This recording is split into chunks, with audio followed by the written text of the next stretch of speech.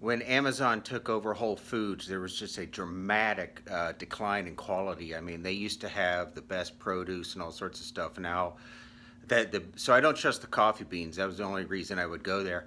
So I said, I looked around, couldn't find a good roaster in Ohio, Central Ohio. They all claim to know a whole lot about coffee, but they don't.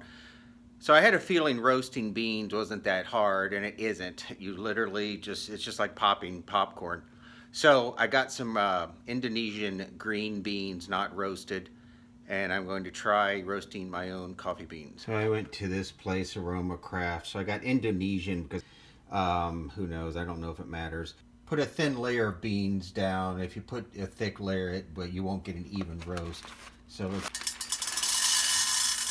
alright, so that's, I don't know, it's about 1/3 of a pound. I'm going to put it on medium heat in about 10 minutes. That's the cracking sound I read about. Actually, it's only been about 7 minutes on medium heat.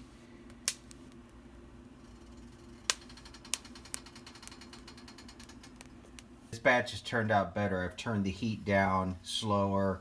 I checked it sooner at 5 minutes. So those brown ones are the color I want. I want a really light roast. Circulate the heat better. And we're going to give the light roast a test. Well, that's not working at all. It's not grinding. It's bogging down the grinder. I don't know why. All right, that light roast I don't think was cooked long enough. I never heard the beans crack or anything. So I'm going to try this. Hopefully the darker beans actually ground this time. What the other batch was not cooked enough. The beans didn't crack, so I was kind of mushing up green beans, and that doesn't do very well in a grinder. It also didn't even smell like coffee. So this roasting machine arrived. I recently this morning just microwaved them, and you can even do that. It works fine. You get a dark bean if you just microwave it.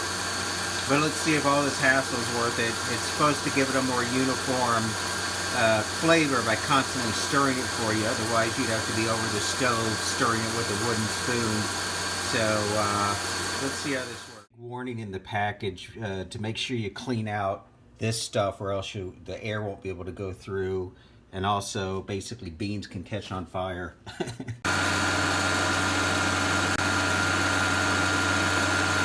You have to take this off, take the filter out. Let's see, what do we have? Alright, so I've let this batch freeze in the freezer. They say you should let things rest, let the oils inside cool down, whatever. So they're pretty cold now. Let's try to see how they grind and taste. Okay, gonna do a fine, like I always do. Right, first of all, I can smell it. Smells like good coffee. Let's see here. This normal looking ground. Smells great. Should turn out well. That's a nice light roast. Look at that. This should be flavorful. Definitely a light roast, not a dark roast. Much different. Well worth the effort. Good cup. So in conclusion, it's easy to roast beans at home. You can even just microwave them if you want to, but you won't get a consistent batch. Each bean some will be dark, burned, some won't, unless you get a machine. Even if you stand over a stove and stir it constantly, you'll still get uneven burning. So that little $160 machine is well worth it.